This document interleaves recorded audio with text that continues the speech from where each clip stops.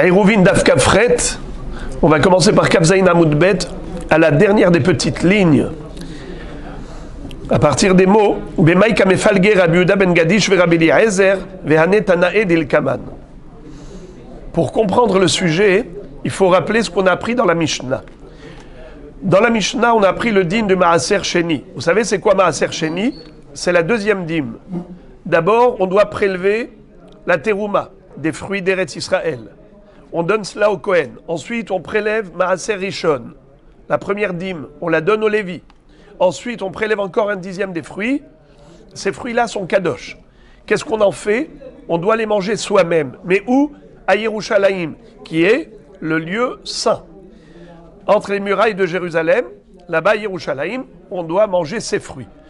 Mais si c'est difficile à les transporter, trop lourd ou trop loin, on transfère la kedusha des fruits sur de l'argent. Les fruits sont désacralisés et désormais c'est l'argent qui est devenu sacré. Cet argent, on doit le dépenser à Jérusalem en achetant des produits alimentaires uniquement. On ne peut pas acheter des meubles ou des maisons. Voilà donc le dîme du Maaser Sheni, en gros. Maintenant, la Torah, quand elle nous dit qu'est-ce qu'on doit faire avec cet argent, on va lire le passouk, voilà, vous l'avez sur le côté gauche. Venatata hakesef bechol asher teave nafshecha. Tu vas investir l'argent dans tout ce que ton âme désire. Babakar, dans le gros bétail, ou batson, ou menu bétail, ou bayaïn, ou le vin, bashechar, ou des boissons alcoolisées, ou bechol asher tishalcha nafshecha. Tout ce que ton âme va te demander, c'est-à-dire tout ce que ton cœur va désirer. Ve'achal tasham, tu mangeras là-bas, lifnei Hashem Elokecha, devant l'Éternel ton Dieu. Donc qu'est-ce que nous voyons à partir de là? Que c'est la Torah qui nous indique avec précision les produits alimentaires que l'on doit acheter. Alors, regardez Rabotai, comment est constitué, comment il est configuré ce pasouk. Quelle est la structure? D'abord, il y a une généralité, ensuite une précision, ensuite une généralité. Tu vas investir l'argent dans tout ce que tu souhaites acheter. Venatata kesef bechol asher teave nafshecha. Tu vas investir l'argent dans tout ce que ton âme désire. Ça s'appelle quoi? Une généralité. Ça veut dire que tu peux acheter ce que tu veux, même une maison, même une voiture. Après, babakar, ou batson, bayaïn ou bashechar. On te dit non, tu ne peux acheter que gros bétail, menu bétail, ou vin, ou boisson alcoolisée. Ensuite, ou bechol asher tishalcha nafshecha. Tout ce que ton âme désire. Donc, tout, pas tout, et tout. Comment ça s'appelle? Klal, ou prat, ou klal. Vous savez que la Torah, elle a 13 codes. Il y a les 13 codes de la Torah. Bishlosh esre midot, la Torah nidreshet. La Torah, elle est commentée, elle est interprétée par le biais des 13 codes de la Torah. L'un des codes, c'est quoi? Klal ou prat ou klal. Iatadan et la ke'en prat. Nachon? Qu'est-ce que ça veut dire? Quand la Torah, elle s'exprime de cette manière, que d'abord elle te donne une généralité, après des précisions en détail, et après encore une fois une généralité, klal ou prat ou klal, c'est pour te dire que le klal inclut ce qui ressemble au prat. Tu ne pourras acheter que ce qui ressemble au détail. C'est quoi le détail? Bakar, tson, yaïn, shechar.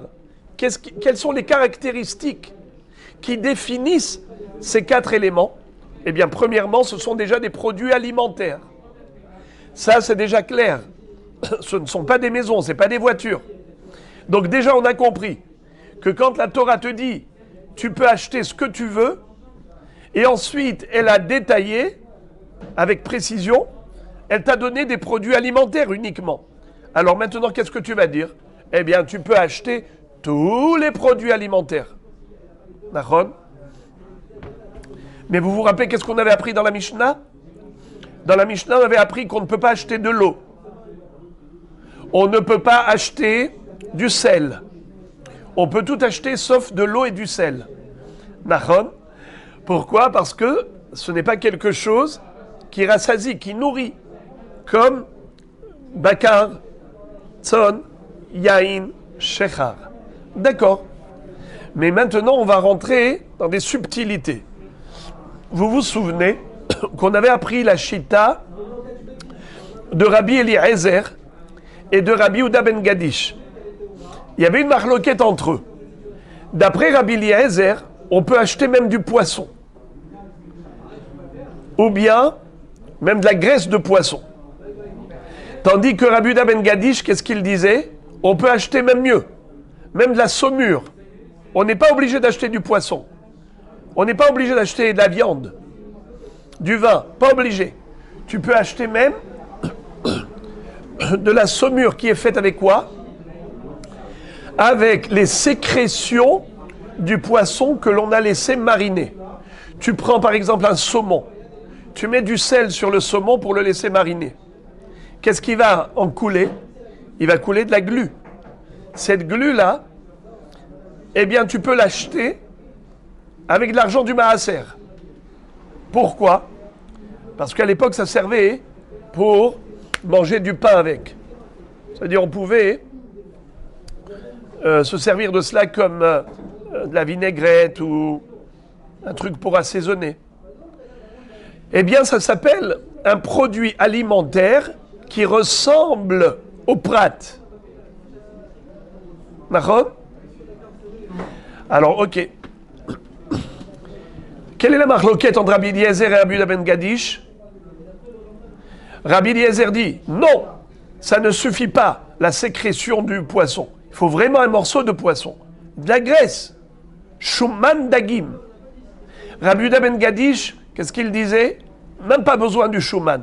Même la transpiration du poisson qu'on obtient avec le marinage, avec le salage, cette glu, cette sécrétion avec laquelle on fait la saumure, même ça déjà, c'est cachère. Tu peux l'acheter avec l'argent sacré du Maaser Sheni. Ok. Alors maintenant, quel est le din du dérivé du poisson, que ce soit de la graisse ou que ce soit de la transpiration du poisson? Quel est le din? Eh bien, on peut. D'après Rabbi Eliezer, il faut vraiment du poisson. D'après Rabbi Yehuda ben Gadish, même la transpiration du poisson, ça suffit. Tu peux l'acheter. Mais maintenant, nous allons voir deux baraïtot dans lesquels nous voyons que le poisson est exclu. Le poisson n'est pas un produit que l'on peut acheter avec l'argent sacré du Maaser Sheni. Et la Gemara va poser la question, Bemaïka mefalge, quel est l'objet de leur mahloket? Pourquoi il y en a qui disent que le poisson peut être acheté avec l'argent du Maaser Sheni, et d'autres qui disent que non, le poisson n'est pas un produit que l'on peut acheter avec le Maaser Sheni? Alors je vous dis comme ça d'emblée, est-ce que le poisson, il est né à partir de la terre? Non. Le poisson n'est pas un produit de la terre, c'est un produit de la mer. C'est un être aquatique. Comment est-ce que sont nés tous les animaux? Qui est-ce qui sait comment les animaux sont nés? Hein? De la terre. Bravo. Totseh haaretz nefesh haya lemina. Akadosh Baruch Hu, comment il a fait pousser, comment il a fait naître les animaux? Il les a créés à partir de la terre, comme les végétaux. Il y a les minéraux, les végétaux et les animaux. Les végétaux, ils sortent de la terre. Tatche haaretz deshe esev, esev mazri azera. Eh bien, Totseh haaretz nefesh haya lemina. Même les animaux sont le produit de la terre. Maintenant, les poissons, ils sont le produit de quoi? De l'eau. Ishretsu, hamaim, nefesh chaya. Donc les dagim, les poissons, c'est un dérivé de l'eau. Très bien. Maintenant, écoutez bien. On va voir qu'il y a une mahloket entre Abaye et d'autres achamim, à savoir, est-ce qu'on peut considérer le poisson comme étant un être qui grandit et qui se développe grâce à la terre. C'est-à-dire que les poissons vont se nourrir des algues. Il y a dans la terre qui est sous l'eau ou au bord de l'eau, il y a des végétaux. Ces végétaux, c'est ce qui permet aux poissons de se développer. Alors, est-ce que ça s'appelle Gidulo Mina Haaretz? Est-ce que ça s'appelle Gidulo Mina Haaretz? D'après certains, oui. Ça s'appelle Gidulo Mina Haaretz. Pourquoi? Parce que, en effet, le poisson se nourrit de cela. Les animaux, c'est sûr qu'ils se nourrissent de végétaux. Donc les animaux s'appellent Gidulo Mina Haaretz. Mais les poissons, est-ce qu'ils s'appellent également Gidulo Mina Haaretz? C'est ça la discussion. Certains disent que les poissons se nourrissent non pas du produit de la terre, mais se nourrissent que de l'eau. C'est-à-dire principalement, ils se nourrissent de petits poissons, ils avalent des petits poissons. Tu ne peux pas dire qu'ils se développent grâce à la terre. Gidulo Mina Haaretz. Ça, c'est la discussion. C'est le débat qu'on va voir. Il y en a un qui dit, le poisson, même si c'est un être aquatique, c'est vrai que sa naissance, elle est à partir de l'eau, mais son développement est à partir de la terre, principalement. Et les autres disent, non, le poisson se nourrit principalement d'êtres aquatiques. Alors, dans le texte, Bemai Kamefalge, quel est l'objet de leur discussion? C'est qui? Qui contre qui? Rabbi Yehuda ben Gadish, ve Rabbi Eliezer, ve Hanetanae d'Ilkaman.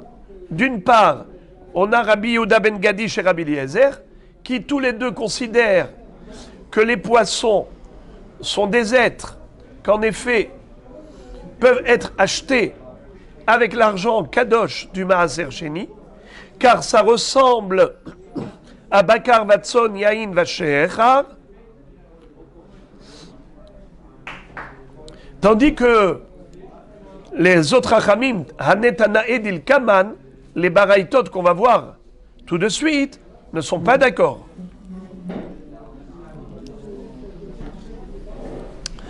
Rabbi Yehuda ben Gadish ve Rabbi Eliezer, Darche ribouye ou mirote, ve Hanetanae darche klale ou prate. Qu'est-ce que ça veut dire? L'objet de leur discussion réside justement en cette question, à savoir comment considérer les psukim de la Torah quand ils sont écrits de cette manière, où il y a d'abord une généralité, ensuite une précision, et ensuite une généralité. Est-ce qu'il faut être Doresh, Klal ou Prat ou Klal, Iatadan et la Keren Prat, ou bien est-ce que tu es Doresh, Ribouille, Mirut, Ribouille, et on n'est mémaret qu'une seule chose? Regardez ça.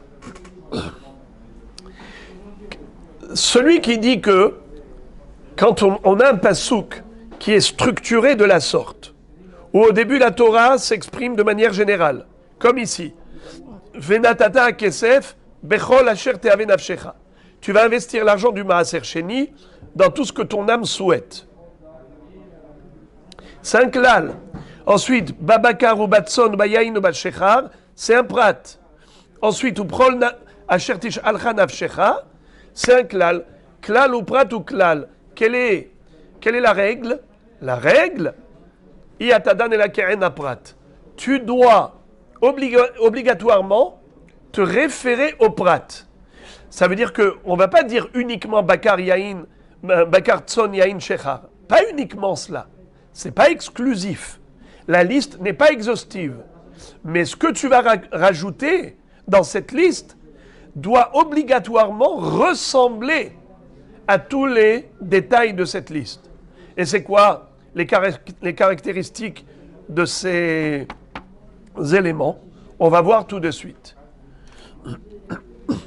Tandis que celui qui dit qu'il ne faut pas considérer que c'est un klal, prat ou klal, et que tu vas inclure dans le klal tout ce qui ressemble au prat. Pas du tout. C'est ribouille ou mi'out veribouille. C'est quoi? Inclusion, exclusion, inclusion. Ribouille, mi'out, ribouille. Et comment tu dois appliquer la règle? C'est qu'on dit comme ça. Quand il y a un mi'out, exclusion, ça veut dire que c'est exclusif. Le prat, il est exclusif. Après ça, quand il y a le ribou, il te dit non. Riba ou mi'et veriba, riba hakol. Le ribouille, il vient inclure tout. Tout. Sans exception. Alors à quoi il sert le mi'out? Le mi'out, c'est rien pour exclure une seule exception.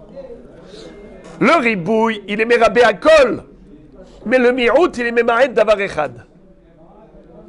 Voyez-vous, le mi'out, à quoi il sert? À exclure une chose. Alors maintenant, qu'est-ce qu'on va gagner?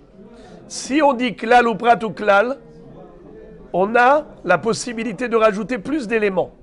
Si on dit ribouille ou mi'out veribouille, on ne peut rajouter, pardon, excusez-moi, le contraire.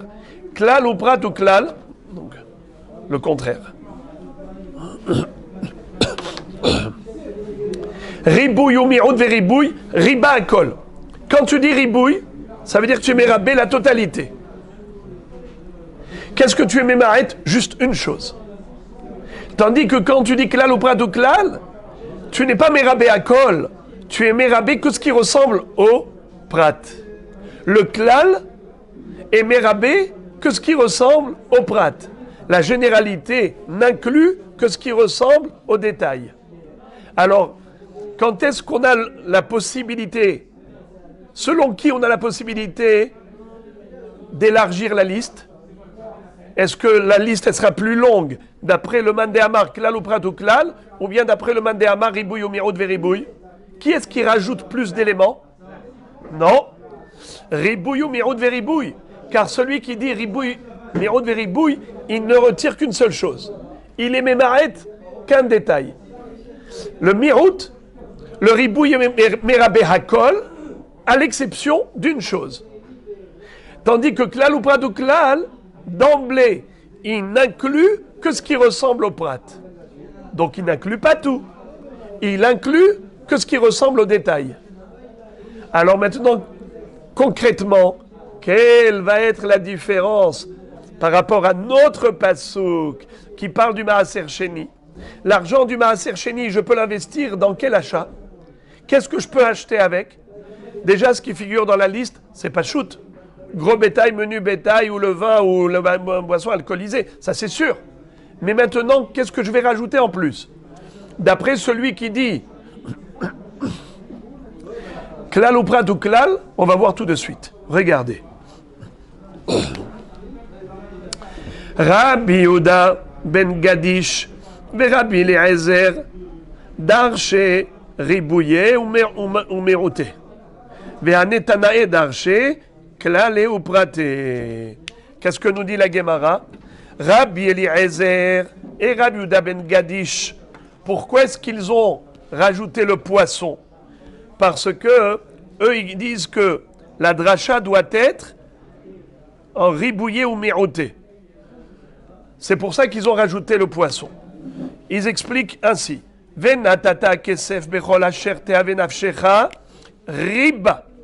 D'abord, la première phrase du pasouk, c'est un ribouille, puisque la Torah te dit tu peux acheter tout ce que tu veux. Quand tu dis tout ce que tu veux, bechol asher te'ave nafshecha, c'est même des maisons, même des voitures. Tu peux acheter avec ça. Ba bakar, ou batson, ou bayain, ou bashechar, mi'et. Ensuite, la Torah, qu'est-ce qu'elle fait? Elle t'exclut tout ce qui n'est pas bakar, vatson, yain, veshechar. Ensuite, elle te répète. Ou prol asher tish'alcha nafshecha, hazar veriba. Et quand elle t'a répété en te disant et tu peux acheter tout ce que tu veux, c'est encore une fois un ribouille. Elle inclut tout. Alors, à quoi ça sert le mi'ut? Regardez comment on va appliquer la règle. Riba, ou mi'et, veriba, riba hakol. Selon ce théorème de ribouille ou mi'ut veribouille, alors d'abord le ribouille, qu'est-ce qu'il fait? Il m'inclut tout. Je peux tout acheter avec l'argent du maaser. Maï rabé, rabé kolmile. Le mot ici, rabé, il ne faut pas dire rabbi. Maï rabé, rabé kolmile. Qu'est-ce qu'on a inclus? On a tout inclus. Ou maï mi'et, et qu'est-ce qu'on a exclu? Puisque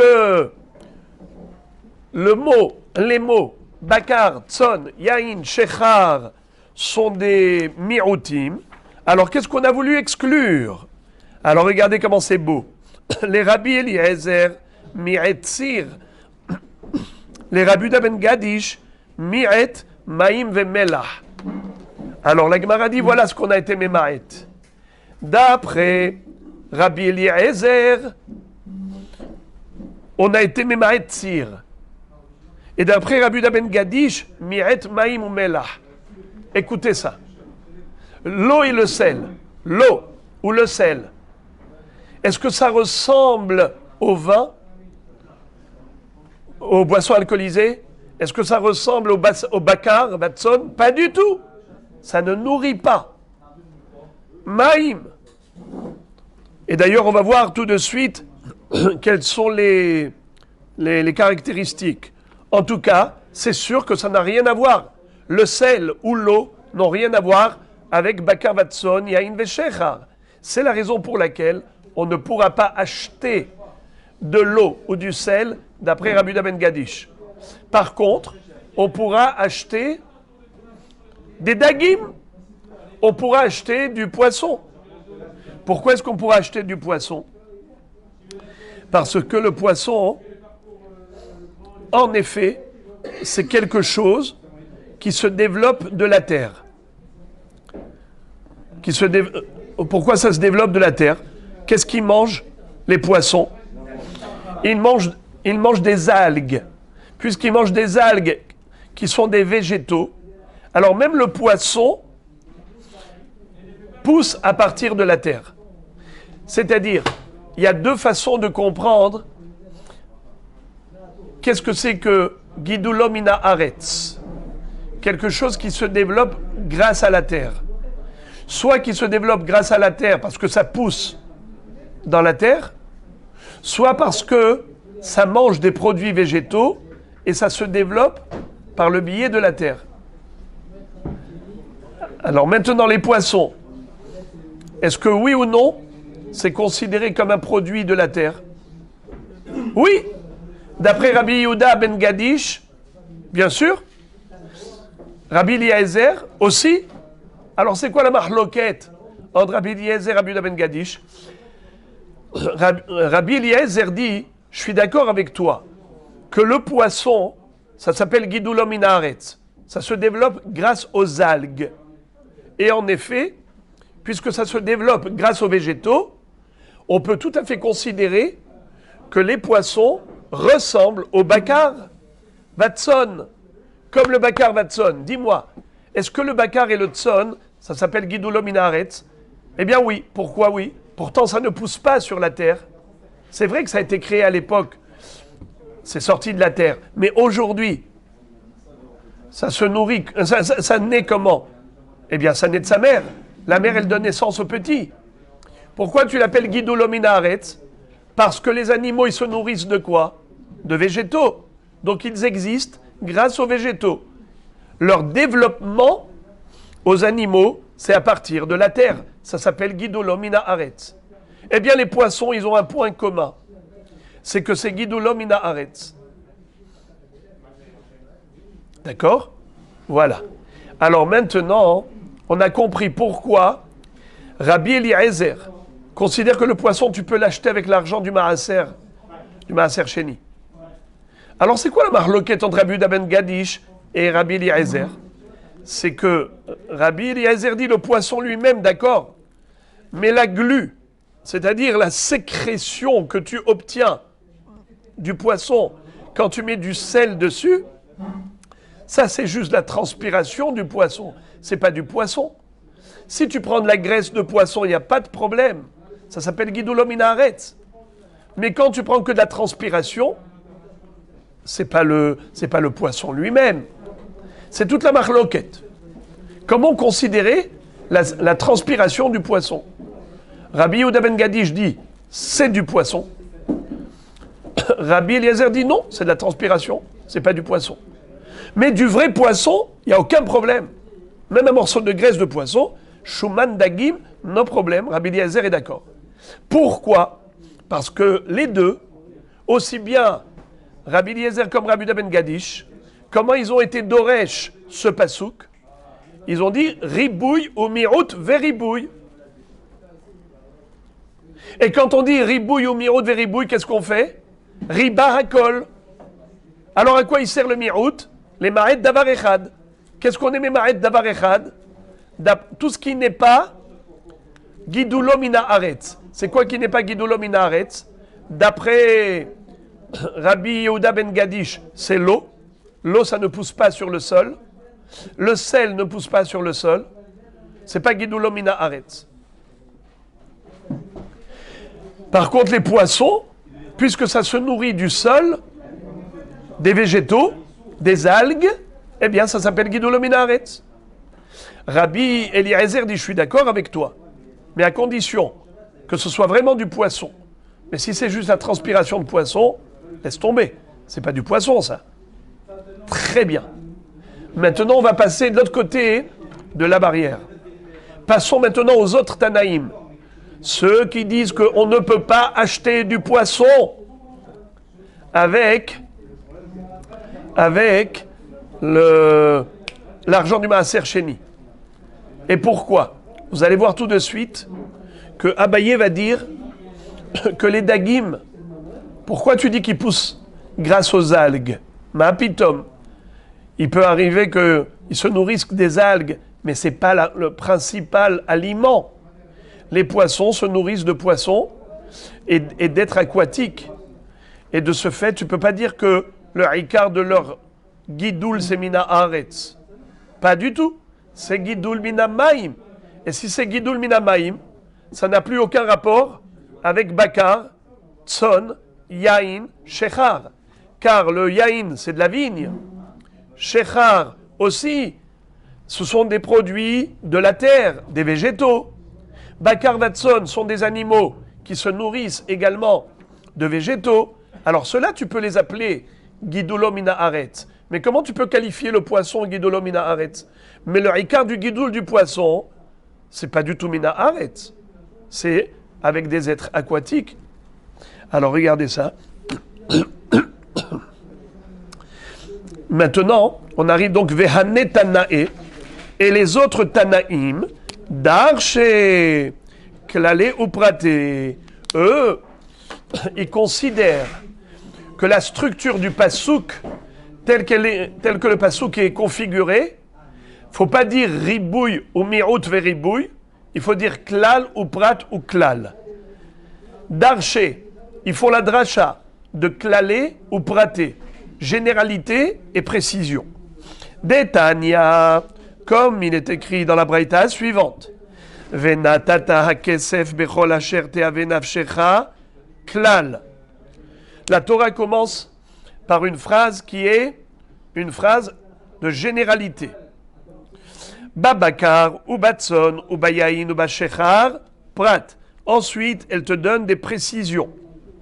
Ou bechol asher Tish'al nafshecha hazar vekalal. À nouveau, elle a généralisé. Tu peux tout acheter avec l'argent du Maaser Sheni. Qu'est-ce que je fais avec un pasouk pareil qui est constitué de 3 parties? D'abord klal, ensuite prat et ensuite klal. Voici la règle. Iatadan et la kerena prat. Le klal est venu englober tout ce qui ressemble au prat. Donc tu dois maintenant te référer aux caractéristiques du prat et ça te servira de référence pour savoir qu'est-ce que tu peux acheter avec l'argent du Maaser Sheni? Tout ce qui ressemble au prat. Alors, c'est quoi les caractéristiques du prat? Ma haprat mefurash pri mi pri vegidule karka. Afkol pri mi pri vegidule karka. Écoutez bien, les amis. Il y a deux caractéristiques dans Bakar, Tson, Yain, Shechar. Il y a deux caractéristiques. Uno, c'est que c'est pri mi pri. Ça veut dire quoi, pri mi pri? Le fruit du fruit. Vous savez comment est-ce qu'on a une bête? Eh bien, parce qu'elle est le fruit de sa mère. Et sa mère, qui était-elle? Le fruit de sa mère, qui était elle-même le fruit de sa mère. Ça s'appelle pri mi pri. Vous savez comment est-ce qu'on a de la vigne? Yain, avec des raisins. D'où il provient le raisin? De la vigne. Et la vigne, elle est le fruit de quoi? De ce qu'on a planté. D'où on a pu planter? De la vigne précédente. Et la vigne précédente, par la vigne précédente. Ce qui fait que chacun, il est le pri mi pri. C'est le fruit du fruit. Voilà les deux caractéristiques. Bakar vatson, yain veshechar, c'est que premièrement, c'est pri mi pri. Et deuxièmement, c'est guidoulé karka. Ça pousse grâce au sol. Le yain et le shechar, ça pousse carrément sur le sol. Et Bakar Vatson, ça pousse grâce au sol. Car s'il n'y avait pas de végétaux, eh bien, il n'y aurait pas eu d'animaux. Les animaux ne peuvent pas vivre sans végétaux. Donc, il s'appelle Guidoulé Karka. Voilà les deux caractéristiques. Qu'est-ce qu'on va pouvoir englober comme élément, comme aliment supplémentaire? Donc, premièrement, ce sont des aliments. Et ce sont des aliments qui sont le fruit du fruit et qui se développent grâce à la terre. Alors, allons-y, les amis. Encore une autre baraïta qui dit à peu près pareil. Vetania idar. Le problème, c'est que la deuxième baraïta, elle ressemble, mais elle n'est pas identique. Regardez, à une petite chose près. Ma haprat mefurash vlad vladot haaretz afkol vlad vladot haaretz. Selon ce Tana, c'est quoi la caractéristique de Bakar Vatson Yain Vashechar? Il n'y a pas de deux caractéristiques. Il n'y a pas cette histoire de pri mi pri et de Guidoulé Karka qui se développe grâce à la terre. C'est que tout simplement, ce sont des éléments, des aliments qui existent parce qu'ils sont le produit du produit de la terre. Je répète, produit du produit de la terre. Comme on avait dit avant, périmipri, le fruit d'aujourd'hui, il est né du fruit d'hier, n'est-ce pas? Eh bien, même le deuxième, il dit Vlad, Vladot Haaretz. Comme on a dit, le veau, c'est le produit de la vache. La vache, c'est le produit de la vache, la maman vache d'avant. Et chacune est la progéniture précédente. Alors là aussi, Vlad, Vladot Haaretz. Qu'est-ce qui fait la différence entre les deux? Puisque les deux sont d'accord que la configuration du pasouk, tel que ce pasouk est structuré, à savoir généralité, détail, généralité. Alors comment est-ce qu'on interprète un tel pasouk? Klal ou prat ou klal, yatadan la keren prat. Qu'est-ce que tu peux inclure dans le klal? Tout ce qui ressemble au prat. Le prat sert de référence pour te donner la caractéristique qui va te permettre d'identifier tous les objets qui ressemblent. Alors, quelles sont les caractéristiques de ces détails? D'après la première baraïta, c'est quoi les deux caractéristiques? Uno, primi pri. Secondo, guidulo min haaretz. Premièrement, c'est le fruit du fruit. Chacun est dérivé d'un autre dérivé. Deuxièmement, c'est que leur développement se fait grâce à la terre. Par exemple, les animaux mangent des végétaux. Très bien. Maintenant, l'autre qui a dit, c'est pas cela, la principale caractéristique. C'est pas primi prive et guidulo min haaretz. C'est uniquement Vlad Vladot Haaretz. Ça veut dire quoi Vlad Vladot Haaretz? Eh bien, Bakar Vatson, gros bétail, menu bétail. D'où est née la vache? D'où est né le veau? L'agneau, le mouton? D'où? Eh bien, de sa mère. Et sa mère d'où? De sa mère. Ça s'appelle Vlad Vladot. Et pareil, la vigne. La vigne, d'où elle est née? d'une autre vigne qui a été plantée avant et qui a permis de planter la nouvelle vigne, et ainsi de suite. Vlad, Vladot, Haaretz. Et tous ils existent par le biais de la terre. Alors, quelle est finalement la différence? Ici, tu me dis il y a deux caractéristiques, ici, tu me dis il y a une caractéristique. Vlad, Vladot, Haaretz. Mais attends, tu m'excuses, je ne vois pas la différence. Quand tu me dis Vladot, Haaretz, Nachon, tu m'as dit que même les animaux s'appellent Vladot, Haaretz. Comment les animaux, ils sont Vladot, Haaretz? C'est qu'ils se nourrissent de la terre. Ils se nourrissent de la terre. Alors, quelle est la différence alors maintenant entre les deux? Ils ont dit blanc bonnet, bonnet blanc. On ne voit plus la différence. Il y en a un qui s'est exprimé dans ces termes, primi-pri, vegidolomina haaretz, et l'autre il a dit vlad vladot haaretz.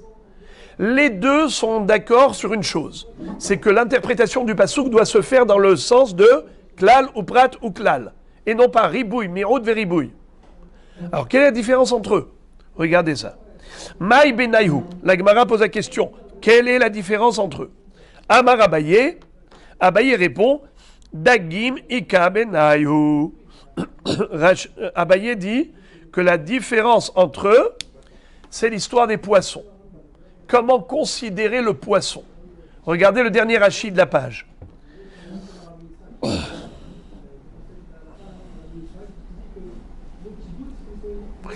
Dagim gidule karka ninu, kasavar sha dagim nizonin mina karka. Alors, Rachid d'avant, Vlad Vladot haaretz, chez Nivreu mina haaretz bemaase bereshit.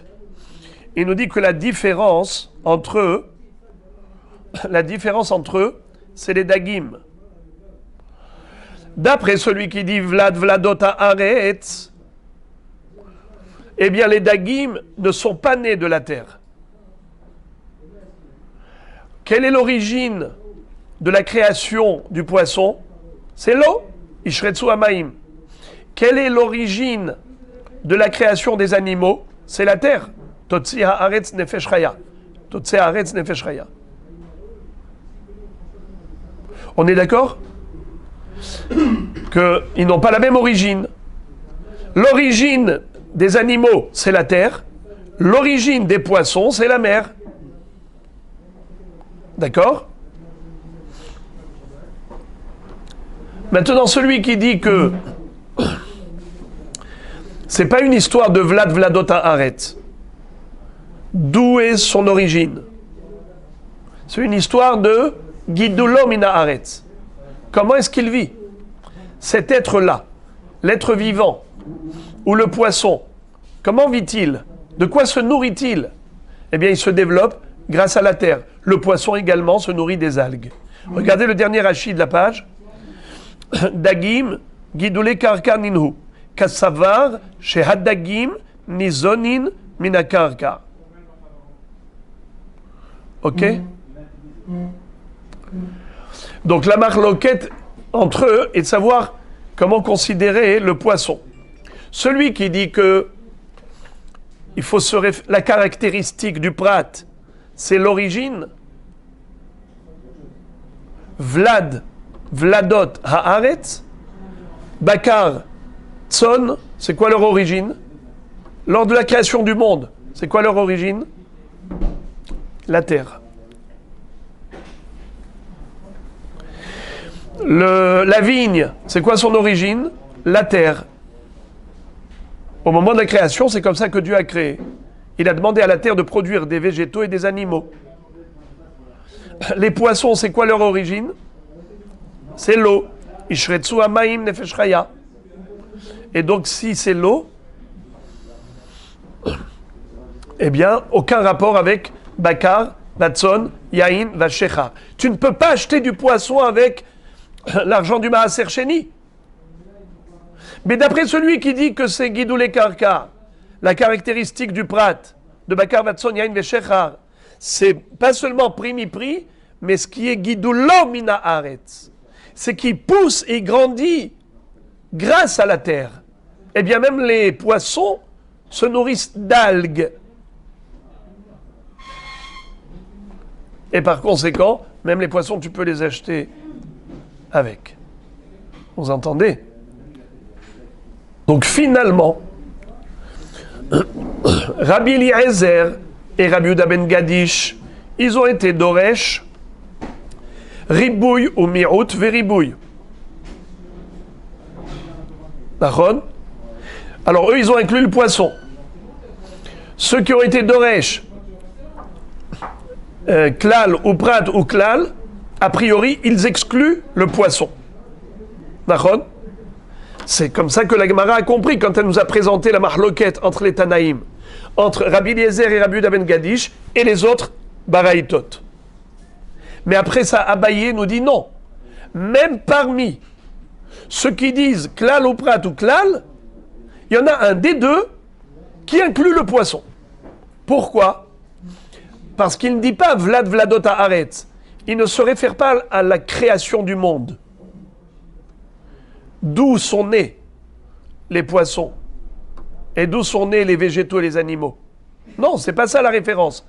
C'est pri mi pri. Vegidulo mina haaretz. C'est quoi Gidulo mina haaretz? Qui grandit grâce à la terre. Eh bien, même les poissons, ils grandissent grâce à la terre. Et s'ils grandissent parce qu'ils mangent des algues et du produit de la terre, eh bien voilà. Tu peux acheter avec l'argent du Maaser Sheni. Si tu dis que c'est Gidulo min haaretz, qui est-ce qui exclut le poisson? C'est que celui qui dit Vlad Vladot haaretz. Que la caractéristique des 4 aliments cités par la Torah, Bakar, Tson, Yain, Shechar, c'est quoi le point commun? C'est que leur origine lors de la création du monde, c'était la terre. Végétaux, animaux, pas les poissons. Car les poissons sont des êtres aquatiques dont l'origine, c'est l'eau. Et donc tu ne peux pas acheter avec l'argent du Maaser Sheni des poissons. Donc selon Abaye, il n'y a pas que Rabbi Eliezer et Rabbi Yehuda ben Gadish qui pensent que le poisson est valable. Même le Tana qui dit que pri mi pri ve gidulo min haaretz. Le seul Tana qui exclut le poisson, d'après Abaye, c'est le Man de Amar qui dit Vlad Vladot haaretz. C'est quoi Vlad Vladot haaretz? Le produit du produit de la terre. Et quand tu remontes jusqu'à l'origine, la première bête du monde, d'où elle est sortie? De la terre. Eh bien, c'est Vladot haaretz. Le premier déchet qui sort de la terre, et même aujourd'hui, eh bien, c'est Vladot haaretz. No problème, tu peux acheter avec l'argent de Maaser Sheni. Mais le poisson n'a jamais été produit par la terre. Il n'est pas né de la terre, il est né de l'eau. Eh bien, celui-là, tu ne peux pas l'acheter avec l'argent du Maaser Sheni.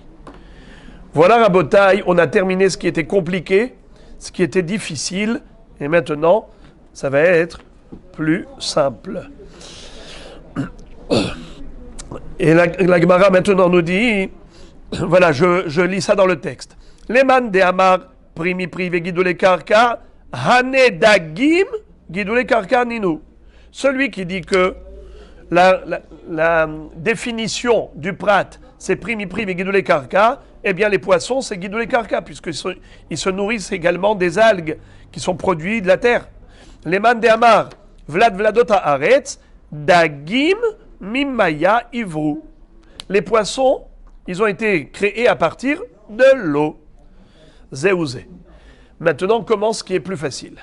Ou miyamar Abaye dagim gidule karka ninhu. Est-ce possible de dire que Abaye a catalogué le poisson, il a fait rentrer dans la catégorie de ce qui pousse par la terre, parce qu'il se nourrit des algues? Peut-on imaginer une chose pareille, que Abaye considère que le poisson est un produit de la terre parce qu'il se nourrit de la terre? Je relis la question. Ou mi Amar Abaye, est-ce que Abaye aurait dit une chose pareille, que quoi? Dagim gidule karka ninu, que le poisson, il se développe grâce à la terre, puisque sa nourriture, elle est végétale. Veha Amar Abaye. Pourtant, Abaye lui-même aurait dit Achal putita loke arba, nemala loke chamesh. Tsira loke shesh. Veimita putita nami lilke mishum ashoretz ala aretz. Écoutez la question de la Gemara. La Gemara demande, mais comment tu peux dire une chose pareille? Que le poisson grandit grâce à la terre. Si c'était vrai, pourquoi nous voyons qu'il existe 3 sortes de sanctions par rapport aux reptiles? Il y a 3 sortes de reptiles. Reptiles marins, reptiles terrestres, reptiles volants. Pour le reptile volant, quelqu'un qui mangerait un reptile volant, il a commis 6 infractions. Donc il va encaisser des coups, 39 coups x 6. La flagellation, c'est 39 coups. Et on sait que pour chaque infraction de la Torah, quand la Torah dit « ne fais pas ça », pour chaque infraction, 39 coups. La Torah, par rapport aux reptiles aquatiques, aux reptiles volants, Sheretz Ha'of, elle nous a donné 6 interdits. Pour les reptiles terrestres, qui rampent sur la terre, elle nous a donné 5. Pour les reptiles aquatiques, 4. Donc, combien de macotes, combien de coups va encaisser le bonhomme qui a mangé un reptile marin? 4 malkout. Terrestre, 5. Volant, 6. Or, si tu me dis que le poisson s'appelle Gidulomina Aretz, parce que le poisson se nourrit des algues et des êtres végétaux, c'est-à-dire des végétaux, alors pourquoi quelqu'un qui mange un reptile marin, il n'encaisse que 4 malkout? Il devrait encaisser combien? 5, puisqu'il se nourrit et il se développe par la terre.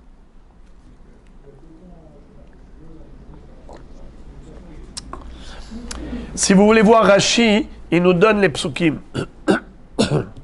Putita, c'est quoi Putita? C'est le nom du reptile marin. Nemala, c'est une fourmi. C'est un reptile terrestre. Tsira, un frelon, c'est un reptile volant. Rashi nous dit comme ça. Putita, sheretz hamayim katan, shenbo kazait, va filu achi kevan de biriahi, achilahi veloke arba malkuyot. C'est-à-dire que normalement, quand la Torah nous interdit de manger quelque chose, pour être hayav malkout, il faut manger kazaït. Mais parfois, on est hayav malkout même sans manger kazaït.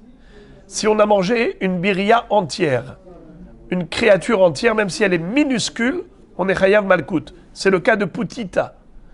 C'est le reptile qui s'appelle ainsi, le reptile marin. Et Rashi nous donne maintenant les psukim. Velo ki arba malkuyot, besheretz hamayim ktiv, betorat kohanim. Al teshaketsu et nafshotechem, bechol hasheretz hashoretz. Velo titameu bahem, arikan shnaim. Déjà 2 lavim. Vekalal bahem, ben sheretz haaretz, ben sheretz hamayim. Ça inclut, dans ces isurim, ça inclut aussi bien sheretz haaretz comme sheretz hamayim. Umishum, mi besaram lotochelu, il faut rajouter encore mi besaram lotochelu, ça fait 3. Ce qui n'a pas d'écailles et nageoires interdit, ça fait 4. Nemala, la fourmi qui est terrestre, sheu sheretz haaretz loke 5. Tarte hade amran, 2 on a déjà cité. Bechol olech al gahon lechol hashoretz ala haaretz lotochelum are gimel. Voilà encore un lave, ça fait 3. Voilà, ça fait encore un 4e issour.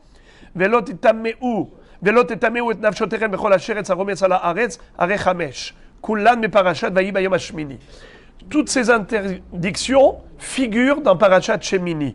Donc on en a déjà maintenant 5 lavim pour le Sheretz Haaretz. Maintenant Rashi nous cite le 6e lave pour Sheretz Haof. Tsira lokeshesh. Le frelon, 6 malkouyot. Pourquoi? Chez Sheretz Haof, velake becholane hamisha. Déjà, il a les 5 lavim qu'on a cités précédemment. Moussaf alav, bechol Sheretz Haof, sheketsu lo yachel, bemishne Torah. Dans Sefer Devarim, il y a un 6e lave pour les reptiles volants. Alors à Botaï, comment je me rappelle de 4 pour les marins et de 5 issourim pour les terrestres et de 6 pour les volants? Bravo, c'est très facile. Sous la terre, c'est 4, sur la terre, c'est 5, et quand c'est en l'air, c'est 6. Donc c'est facile de se souvenir. Mnémotechnique. Hazak. Alors maintenant, si tu considères, toi, Abaye, que les poissons se nourrissent de la terre, donc ils devraient avoir le statut du reptile terrestre.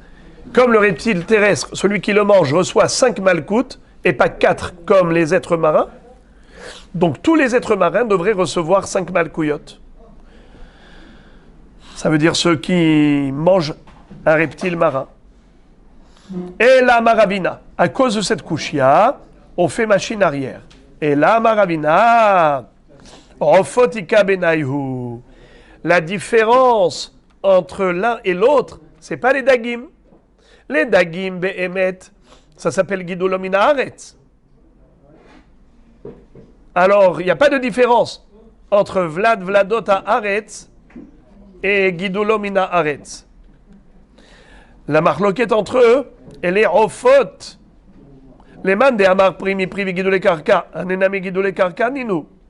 Les man de amar vlad vladot haaretz, ane rofot minarika knivreu. Je retire ce que je viens de dire.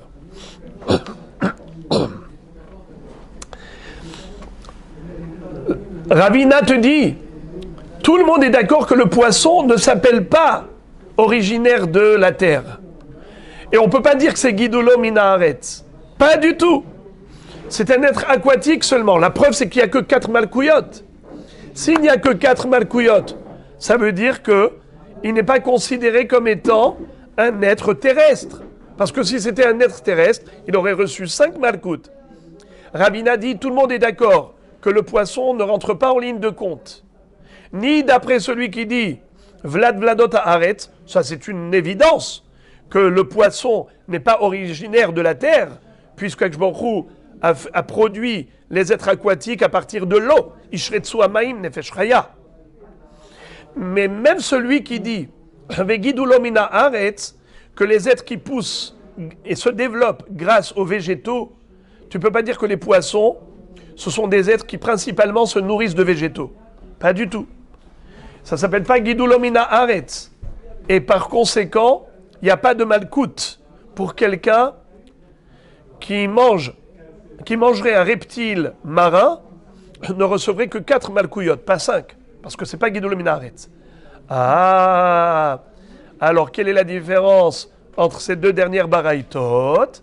Entre celui qui dit primi prive et Gidulo Mina Haaretz et celui qui dirait que c'est Vlad Vladot Haaretz. Alors écoutez ce que dit la Gemara. Rofot. La différence, c'est les oiseaux. Est-ce que je peux acheter de la volaille avec l'argent du Maaser Sheni? Est-ce que je peux acheter de la volaille avec l'argent du Maaser Sheni? Les man de amar primi prive gidule karka, hanenami gidule karka ninu. Les man de amar vlad vladot haaretz, hane ofot minarekak nivreu. Qu'est-ce que ça veut dire? Les oiseaux, est-ce qu'ils se développent grâce à la terre? Bien sûr. Qu'est-ce qu'ils mangent les oiseaux?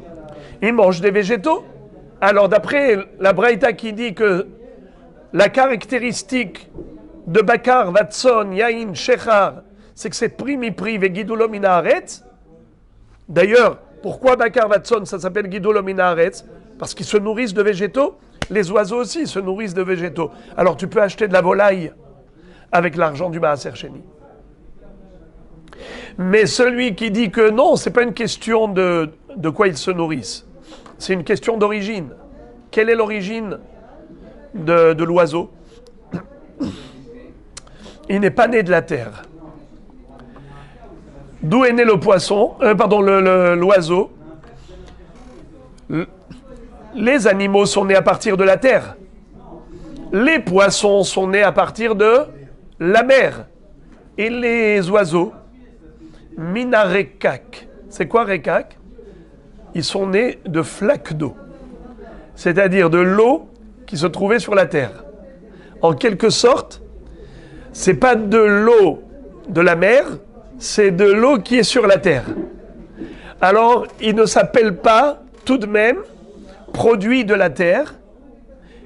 Et puisqu'ils ne s'appellent pas produits de la terre, bien qu'ils se nourrissent de végétaux, eh bien, tu ne peux pas les acheter avec l'argent du Maaser Sheni, d'après ce Man de Hamar. Alors, la Gemara va développer un peu plus ce sujet en disant « Ok, j'ai compris, tu me dis que l'origine de la volaille n'est pas exactement comme celle des animaux, ni exactement comme celle des poissons, car les poissons sont originaires de la mer, les animaux sont terrestres, tandis que la volaille, tu me dis que c'est minarekak, c'est-à-dire de ces marécages où il y a de l'eau sur la terre, comme des flaques d'eau. Alors, la Gemara dit, tu peux m'expliquer les psukim selon l'un et selon l'autre? Celui qui dit que tu peux acheter de la volaille à Jérusalem, tu peux acheter des poulets et les manger avec l'argent du Maaser Sheni. Et celui qui me dit que non, tu ne peux pas acheter des poulets à Yerushalayim avec l'argent du Maaser Sheni, car ça ne ressemble pas à Bakar, Tzon, Yain, Shechar. Mais pourtant les deux, qu'est-ce qu'ils disent? Que ce pasouk il est Nidrash, Beklal, ou Prat, ou Klal. D'accord? Alors c'est quoi qui fait la différence? Regardez comment c'est beau, comment la Gemara explique. Man demera be'ofot, celui qui inclut la volaille, kassavar, il pense, klala batra davka. La dernière règle, c'est davka, c'est-à-dire ce qui est essentiel dans le klal ou prat ou klal, ce qui est essentiel, c'est le dernier klal. Et donc voilà, prat ou klal, naasa klal musaf ala prat, vitrabu leu kol mile.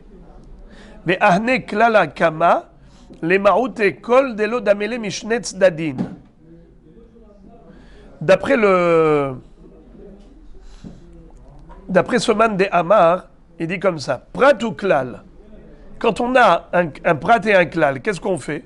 On dit naasa klal musaf ala prat. Le klal qui vient après ici, regardez bien, j'ai klal, prat ou klal. Alors qu'est-ce que je fais? Prat ou klal? Les deux derniers, je prends les deux derniers en compte. Prat ou klal. Le prat c'est quoi? C'est un détail. Le klal c'est quoi? C'est une généralité. Donc on a voulu généraliser. Itrabu leu kol mile. Donc le deuxième klal, qu'est-ce qu'il vient faire? Il me rajoute sur le prat. Le prat était exclusif. Le klal est inclusif. Il m'inclut tout. Très bien. Mais maintenant, j'ai un premier klal aussi. Il ne faut pas l'occulter. D'accord, tu as considéré que le dernier klal, c'est le principal. Le troisième. Klal ou prat ou klal. C'est qui l'essentiel? C'est le deuxième klal. À la fin. Donc c'est comme si j'avais un prat ou klal. Qu'est-ce que je fais quand j'ai un prat ou klal? J'inclus tout. Alors maintenant, à quoi il me sert le premier klal? Ahne klala kama le maoute kol delo dame le mishnetz dadin. Il vient, il me dit, attention, tu n'inclus pas tout. Tu n'inclus que ce qui ressemble au prat et tu exclus tout ce qui ne lui ressemble pas par rapport aux deux critères. Premier critère, primi-pri. Deuxième critère, guidolo mina aretz. C'est ça les deux critères. Il faut que, premièrement, ce soit un primi-pri, comme Bakar Vatson, Yain Shechar, c'est le fruit du fruit. Et il faut aussi que ce soit quelque chose qui existe grâce à la terre. Tout ce qui n'existe pas grâce à la terre, eh bien, est exclu. C'est la raison pour laquelle je peux acheter des rofotes. Pourquoi? Parce que les rofotes aussi, ils se nourrissent des végétaux. Et puisqu'ils se nourrissent des végétaux, ils existent grâce à la terre. Oman de memaet rofot mais celui qui exclut la volaille, et il dit, je ne peux pas l'acheter avec l'argent du Maaser Sheni. Pourquoi? Parce qu'il dit comme ça. Klalakama Dafka. Le principal klal, c'est pas le dernier, c'est le premier. Alors comment je fais la dracha? C'est comme s'il y avait écrit klal ou prat. Quelle est la règle? Klal ou prat? Vous vous souvenez, tous les matins on le dit. En baklal et la macheba prat. Quand on n'a que un klal et un prat, eh bien on n'a rien de plus que le prat. Le klal est inclusif, le prat est exclusif. Et donc le prat, il explique le klal, il n'y a rien de plus que le prat. Ok, alors maintenant, à quoi il me sert le deuxième klal? Ve'en baklal et la macheba prat, hane in, mide harinalo, ve'hane klala batra, les rabouye kol dedamele ve'shloshat tzadadin.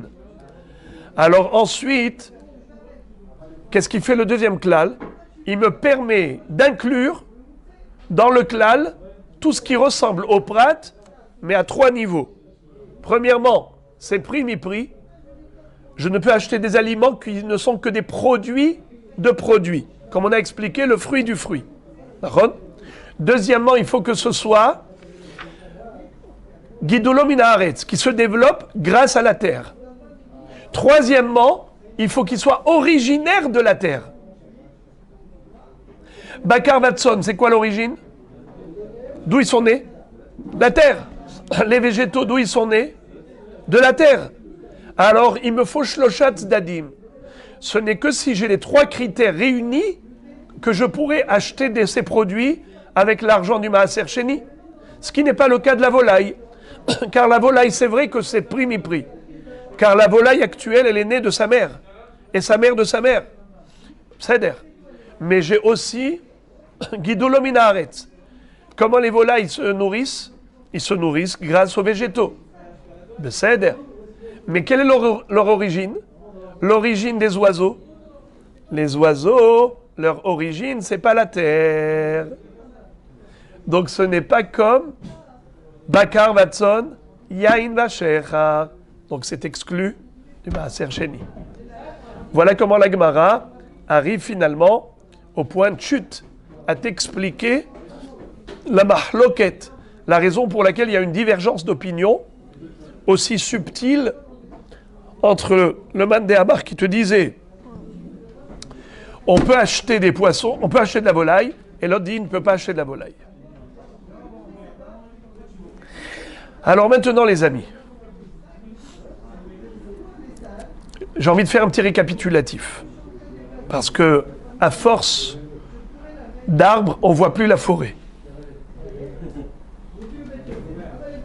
C'est très simple.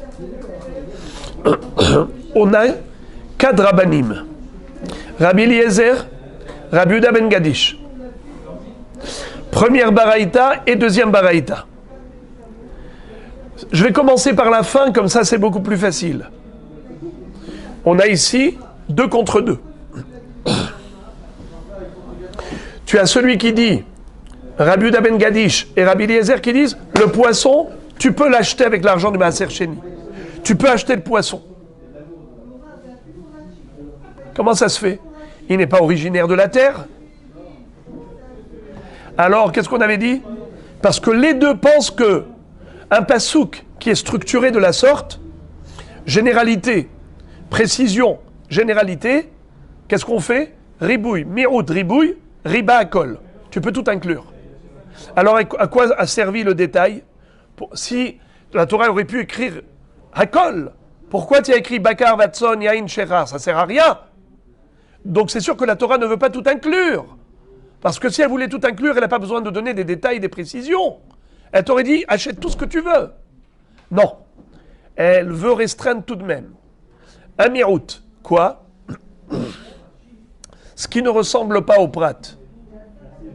Ça, ce sont des aliments. Ce sont des produits qui sont prix. Ils se nourrissent grâce à la terre. Très bien. Tu peux acheter aussi des poissons. Pas de problème. Si tu dis ribouille, miroud, ribouille. tu ne dois exclure qu'une seule chose. Ce qui n'est pas un produit qui est le produit du produit. Tu exclus l'eau. Tu exclus le sel. Et Rabbi Eliezer dit, eh bien, les sécrétions du poisson mariné, c'est comme de l'eau ou du sel. C'est pas du poisson, cela. Si tu as du vrai poisson, je n'ai pas de problème. Donc, la marloquette entre eux, elle est sur un petit détail. Mais les deux tolèrent le poisson. Tu peux l'acheter avec l'argent du Maaser Sheni. Parce que, leur dracha, eux, c'est ribouille, miroud, ribouille. Maintenant, passons de l'autre côté de la barrière. On a les deux autres baraïtot. Ceux qui ont dit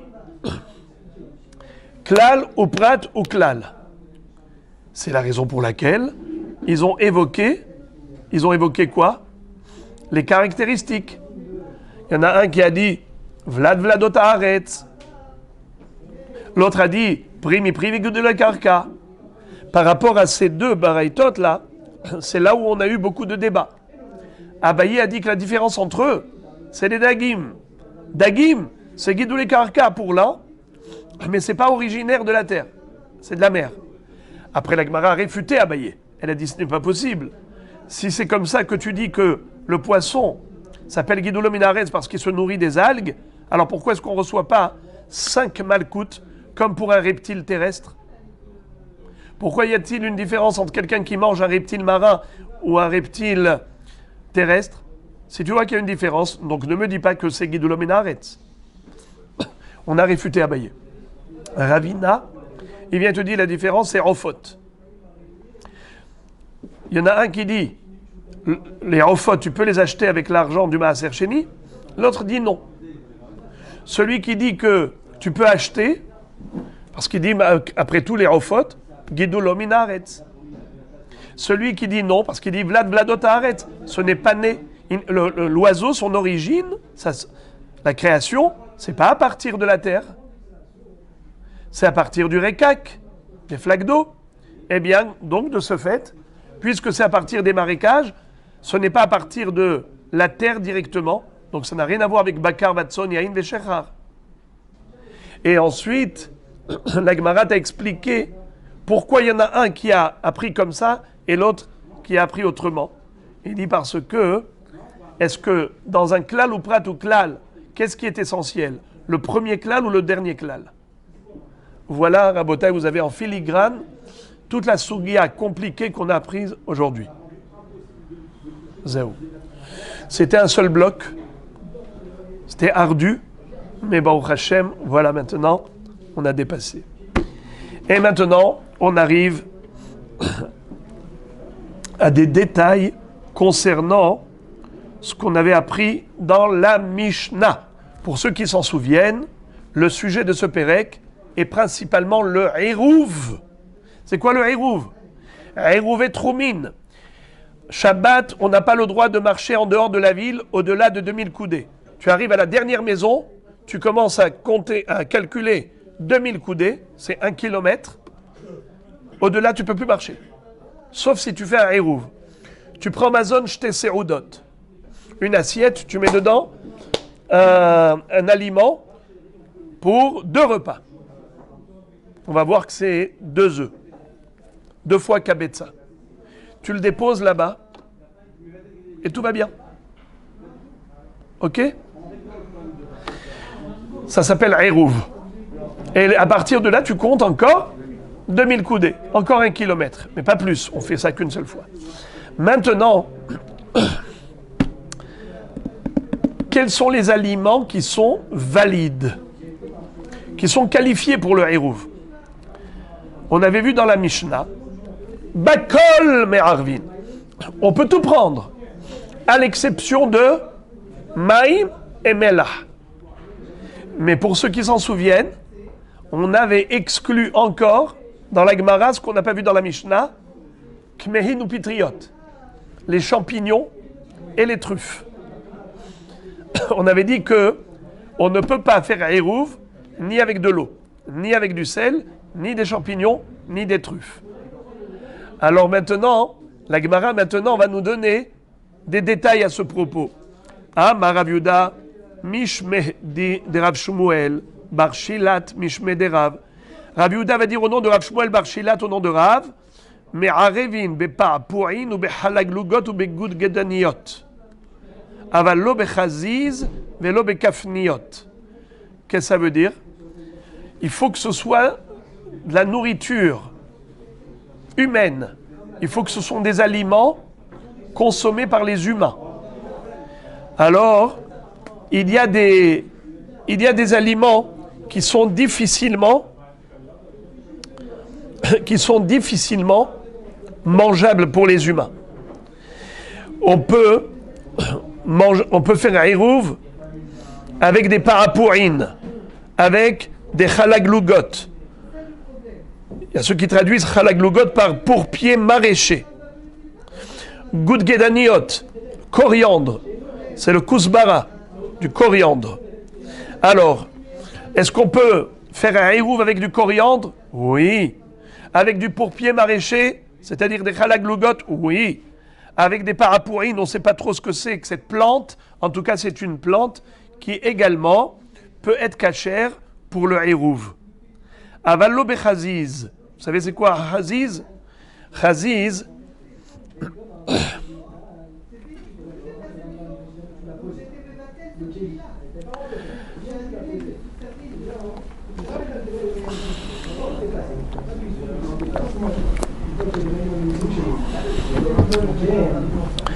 le chaziz, c'est des plantes vertes que l'on coupe avant que le blé pousse. Les céréales, comment ça pousse? Ça ne va pas tout de suite pousser comme des épis. Il y a d'abord comme de l'herbe qui pousse. L'agriculteur, il moissonne cette herbe, il donne aux animaux. Ça s'appelle du shahat ou du chaziz. Et ensuite, on a les tiges de blé, les épis, les gerbes. Eh bien, on est en train de nous dire, attention, tu ne peux faire hérouv qu'avec vraiment le blé ou l'orge, mais pas avec le chaziz, qui est une pousse, qui est une plante qui pousse avant le blé lui-même. Ok? Ben, Seder Gamour.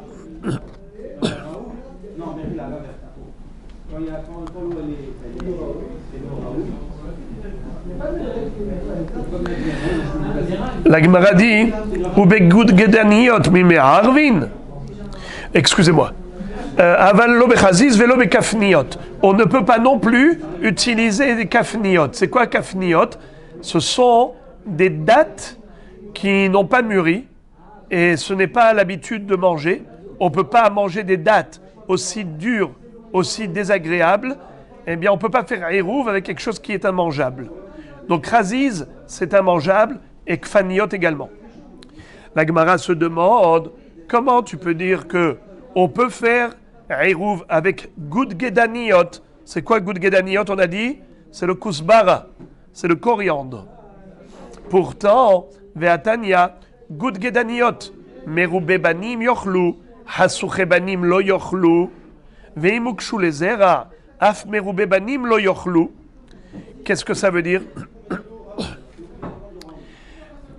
Les gens qui n'ont pas d'enfants, alors il ne faut surtout pas qu'ils mangent des goudgedaniot qui ont été des goudgedaniot, parce que le coriandre, ça réduit la capacité de fécondité dans le spermatozoïde, ce qui fait que les gens qui veulent avoir des enfants, qui n'en ont pas eu encore, il ne faut pas qu'ils mangent du coriandre.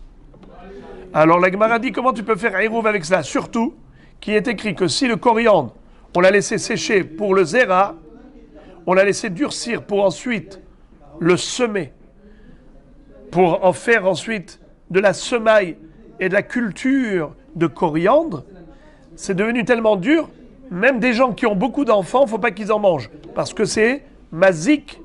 Maintenant c'est fait pour être semé, c'est pas fait pour être mangé. Quand c'est frais, alors c'est mangeable par des gens qui ont déjà des enfants. Merubebanim. Mais des gens qui n'ont pas d'enfants, hasuchebanim et qui en veulent, il ne faut surtout pas qu'ils mangent le coriandre. Alors la Gemara pose la question, elle dit, comment ça se fait que tu peux faire un hérouv avec du coriandre alors que c'est tellement mauvais? c'est mauvais même quand c'est frais pour les Hasouché Banim. Et c'est mauvais même pour les Meroubé Banim quand c'est sec. Alors pourquoi tu as dit que c'est valide? La Gemara donne deux réponses. Targema shelo kshu les zera Meroubé Banim. On parle de coriandre frais et pour des gens qui ont déjà des enfants. Ça veut dire le bonhomme qui a fait le hérouv, il avait beaucoup d'enfants, ça ne le dérangeait pas de manger du coriandre. Parce que c'était du frais. Deuxième réponse, c'est que Behemet, tu as raison. C'est pas bien pour des gens qui sont stériles. Mais même eux, ils ont le droit de prendre du coriandre comme hérouv. Pourquoi? Parce qu'ils peuvent donner à manger ce coriandre à quelqu'un qui est Meroubé Banim. Et quelle est la preuve que ça marche? Regardez la beauté de la preuve. Mi lot nan me'arvin le nazir beyain vele Israël betrouma alma afalgav de lo hazelehai achanami afalgav de lo hazelehai. On a appris dans la Mishnah qu'un nazir qui veut faire Hérouvé Troumine, il a le droit de prendre une bouteille de vin et de la poser là-bas au Troum. C'est bizarre, car un nazir, c'est quelqu'un qui n'a pas le droit de boire du vin. Comment est-ce qu'on lui a permis de faire le Hérouv avec une bouteille de vin? Réponse, il peut donner à boire à d'autres personnes. Comme on avait vu même le Kohen à Israël avec la terouma. Parce qu'il peut donner cette terouma à un Kohen. Tu n'es pas obligé de manger toi-même. Si c'est un aliment que tu peux donner à quelqu'un d'autre à manger, eh bien même si toi tu ne peux pas en manger, c'est cachère pour le hérouv. Alors là aussi, c'est vrai que ce monsieur qui est Hasouché Banim, c'est-à-dire il est stérile, il ne peut pas manger le coriandre parce qu'il n'a pas envie d'en manger, mais il peut donner à quelqu'un qui a déjà beaucoup d'enfants. Étant donné que c'est utilisable pour d'autres, eh bien c'est cachère pour le hérouv. Troisième réponse, Vei baetema kika amarav behindakuke madae. Qu'est-ce que ça veut dire? On parle ici du coriandre qui provient du pays de Madaï. Ce qui pousse en Médie, c'est un coriandre de folie. Il est demandé dans le monde entier. Et celui-là, il ne fait pas de mal. Il ne réduit pas les chances de fécondation. La Gemara demande maintenant au Bechaziz, lo, ve'amar Rav Yehuda amar Rav kshot ve'chaziz me'arvin bahem umvachim alehem boré peri adama. Pourquoi tu m'as dit que le chaziz, c'est-à-dire les plantes vertes qui poussent avant le blé, avant les céréales, tu me dis que on ne peut pas s'en servir en tant que hérouv? C'est qui dit qu'on ne peut pas s'en servir en tant que hérouv? On avait vu, c'était Rav. Rav lui-même, il se contredit, puisque Rav va nous dire Kshot ve'chaziz me'arvin bahen umvachim alehem boré peri adama. Il dit qu'on peut faire la bracha de boré peri adama, même sur le chaziz. C'est quoi le chaziz, les amis? Répétez. C'est la verdure qui pousse avant le blé.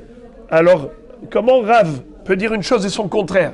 Il te dit qu'on ne peut pas faire hérouv avec, parce que ce n'est pas mangeable, et d'autre part, il te dit tu peux faire boré pri adama et tu peux faire hérouv avec. Alors, il faut se décider. La kashia. Ha mikame de atarab le bavel, ve ha le batar de atarab le bavel. Qu'est-ce que ça veut dire? Quand il était en Israël, Rav, en Eretz Israël, il a dit on peut pas. Quand il est arrivé en Babylonie, il a dit on peut. Pourquoi? Il a vu en Babylonie que les gens mangent. Comme il a vu qu'en Babylonie, les Babyloniens mangeaient du chaziz, il a dit tiens, c'est mangeable. Tu t'imagines? En Israël, ils ne mangeaient pas ça. Alors, avant qu'il arrive en Babylonie, il disait non. Et une fois qu'il a vu que les Babyloniens en mangeaient, il a dit on peut. La Gemara s'étonne, elle dit Ubavel Havia Ruba de Alma. Comment tu peux te référer à la Babylonie pour fixer une halakha universelle? Mais on ne peut pas tenir compte des gens marginaux. Quelqu'un d'atypique, qui a un comportement bizarre. Tu vas dire, allez, tout le monde peut faire parce qu'il y en a un qui a fait ça. Mais Batla Dato et Tzel Koladam. Voici la preuve que la Gemara rapporte pour consolider la question. Ve'atania, Hapul, c'est-à-dire les fèves, Ve'aseora, l'orge, Ve'atiltan, le sésame, chez Zeraan les Yerek, que la personne a planté pour les manger en tant que tel. Nachon. Batla Dato et Tzel Koladam. Qu'est-ce que ça veut dire? Un homme qui les a plantés pour des hiérakot, eh bien c'est considéré comme quelqu'un qui est bizarre.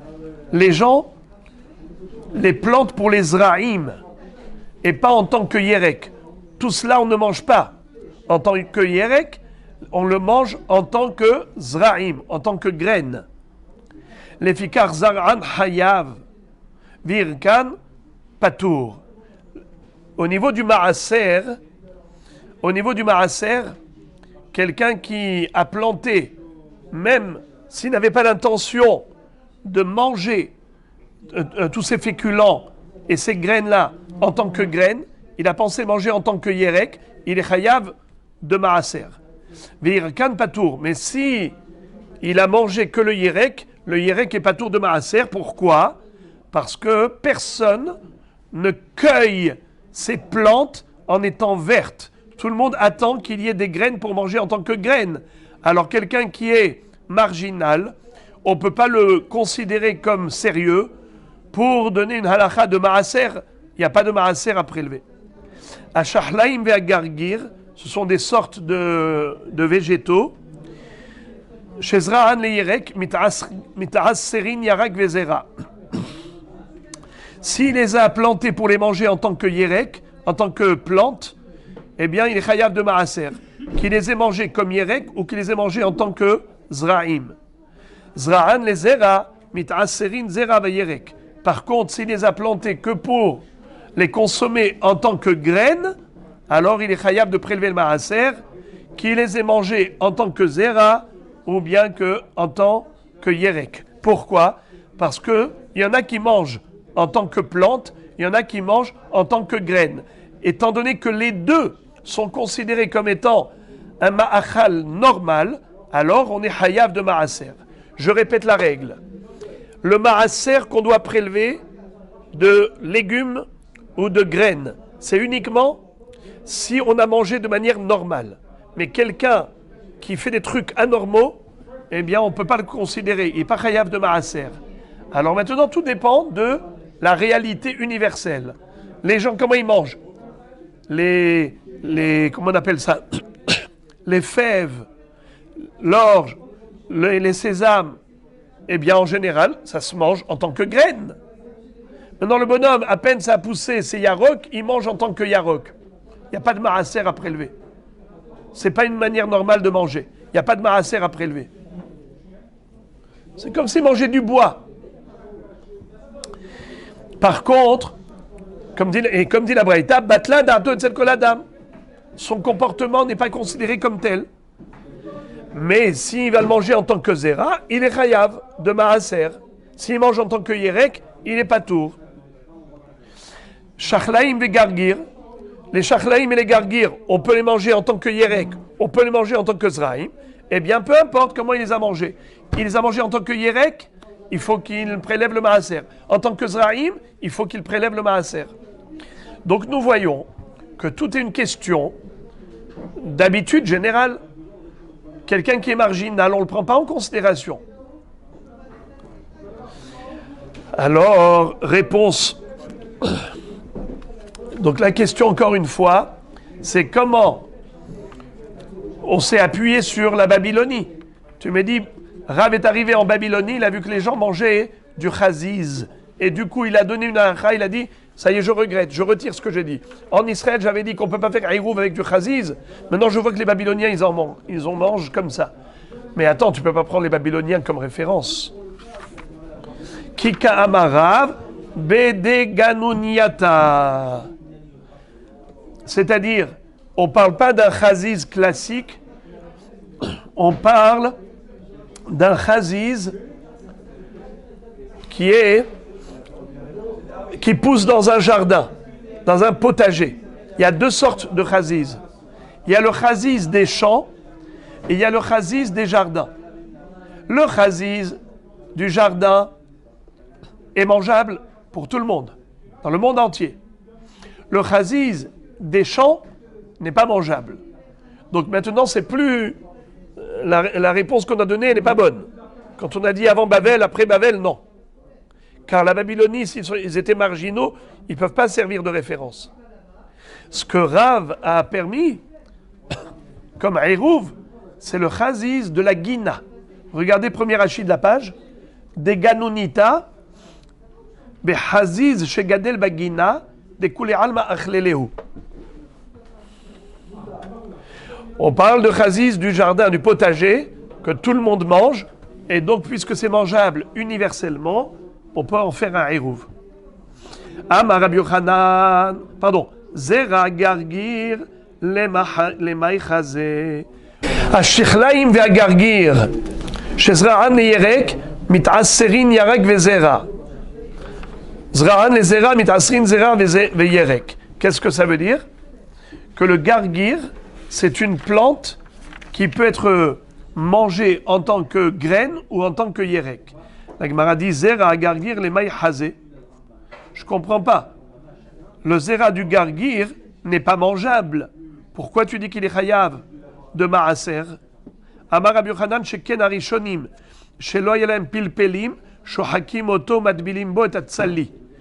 Le gargir, c'est vrai qu'on le mange pas comme tel, mais à l'époque où il n'avait pas de piment, les premières générations faisaient sécher le gargir, ils allaient le moudre et en faire quoi? En faire de l'épice pour les steaks. Madbilim bo et atzali. Il faisait du barbecue et il trempait le steak dedans. Donc, puisqu'on peut le manger en tant qu'épice, alors c'est hayav de maaser. La Gemara raconte une histoire. Rabbi Zera qui avait halish migirse ava azil viativ apitha de Rabbi Yehuda barami. Rabbi Zera, lorsqu'il était fatigué, il avait beaucoup étudié, il était épuisé. Qu'est-ce qu'il faisait? Il disait, maintenant que je n'ai plus la force d'étudier, je vais m'asseoir là-bas à côté de la porte du Beth Midrash. Comme ça, dès que les Hachamim vont passer par là, je vais me lever. Et en me levant devant eux, je vais avoir une mitzvah, un srout. Je ne peux pas étudier la Torah, je peux au moins me lever devant les Hachamim. C'est le kavod à Torah. Alors, lisons. Rabbi Zera, qui avait chalish migirse, Rabbi Zera, lorsqu'il était fatigué après son étude, hava azil viativ apitha de Rabbi Yehuda barami, il allait devant le Beth Midrash de Rav Yehuda barami, et il disait, ki nafke ve'aile rabanan, ikumi kamayhu ve'akabel be'u agra. Je vais me lever devant les Chachamim pour recevoir une récompense. Qu'est-ce qui s'est passé? Alors, Amar Kinafke, Nafak Atay Enoka de Berav. Et voilà que, qui est passé par là? Un jeune élève, un jeune enfant. Amar Lemay Agmerach Rabach. Rabbi Zera posait la question à cet enfant, il lui dit, dis-moi, qu'est-ce que tu as appris au Beth Midrash? Qu'est-ce que ton maître t'a appris? Amar le kshot, boré pri adama, chaziz shakol niya bidvaro. Le houblon, on doit faire une bracha de boré pri adama, et pour le chaziz, c'est-à-dire la verdure qui pousse avant le blé, on fait shakol niya bidvaro. Amar le adraba. Il lui a dit le contraire. La logique est contraire. Ifra mistabra. Hay me ar'a kamerabe. Aurait pris Adama. Hay me avira kamerabe. Il lui a dit justement le houblon, on devrait faire shakol niya bidvaro. Et pour le chaziz, on devrait faire boré pri adama. Pourquoi? Car le houblon, il pousse de l'air. Sur quoi il pousse le houblon? Sur des petits buissons. Excusez-moi. Haïme ara kamerabe. Le contraire. Il lui a dit Ifra mistabra. La logique, elle est contraire. Haïme ara kamerabe. Le chaziz, où est-ce qu'il pousse? Il pousse par terre. Donc il faut faire la bracha de boré pri adama. Vehaï et le kshot, d'où il pousse?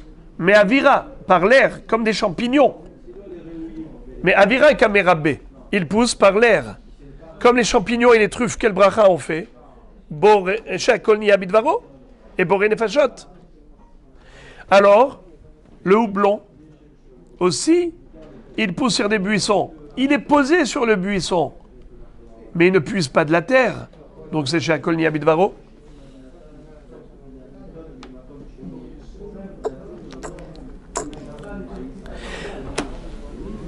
La Gemara dit Vehilcheta keinuka de berav. La Braïta dit, pardon, la Gemara conclut en disant que la halakha elle est comme l'enfant, pas comme Rabbi Zera. Maïtama hay gmar pere vehay lav gmar pere. Le houblon, en effet,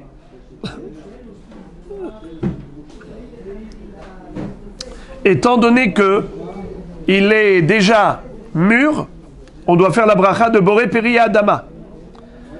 Vehay lav gmar pere. Tandis que le chaziz, c'est quoi? C'est quelque chose qui est avant le blé. Le blé, c'est ça le péri. Le chaziz, c'est le précédent. C'est pas le fruit lui-même. C'est ce qui précède le fruit. Tu peux pas faire boré peri adama sur quelque chose qui précède le fruit, mais que sur le fruit lui-même. Alors il lui dit, en effet, là je comprends que Be'emet tu fasses que chaque ni abidvaro.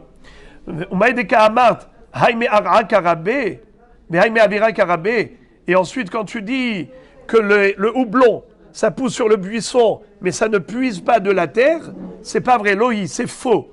Kshot namim me ara karabe. Même le houblon, il puise sa force de la terre. Pourquoi? Des hakachazinan des katlinan lelehizmata omaitakshuta. Dès que tu coupes le buisson, tu vois que le houblon meurt. Ça veut dire que le houblon, il puise de la terre au travers du buisson. Donc c'est boré peria adama. Donc on fait boré peria adama sur le houblon et chez Akol Nia Bidvaro sur le haziz. D'abord le buisson et ça devrait être à Aix alors. Aïe, que vous êtes bon. Vous êtes trop bon. Il y a l'un avant l'autre. Et le buisson, il meurt pas le buisson. Alors je vais répondre. Vous avez posé une bonne question. Alors pourquoi on ne fait pas boré péri à Aix? C'est qu'en fait, c'est un petit peu comme des champignons qui poussent sur, on va dire, sur un tonneau, d'accord, humide. Alors c'est vrai que il y a quand même l'humidité de la terre qui est montée dans le tonneau et ensuite ça a fait éclore le champignon. Naron, mais c'est juste un canal. Le houblon n'est pas le produit du buisson. Le buisson est le canal de l'humidité pour apporter de l'humidité au houblon pour qu'il existe. Et d'ailleurs, c'est pas le houblon que vous connaissez, c'est pas le vrai houblon qui est vraiment une plante normale. Ça porte un nom en latin, j'ai oublié le nom. Voilà, qui s'appelle kshot. Voilà, c'est comme un champignon. D'ailleurs, si vous voyez, c'est comme quelque chose de jaune qui pousse sur les buissons. C'est comme de l'herbe sauvage qui pousse au-dessus des buissons. Et c'est de couleur jaune. Et ça, on s'en sert pour en mettre dans la bière. Et donc c'est quelque chose qui est extraordinaire, mais Marabou Maasera Hashem, c'est comme des champignons.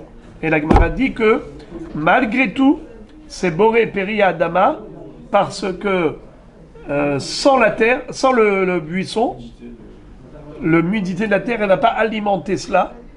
Et donc, la preuve, quand tu coupes le buisson, le kshot il meurt. Donc, c'est pour réparer Adama. C'est pas Shakol ni Abidvaro.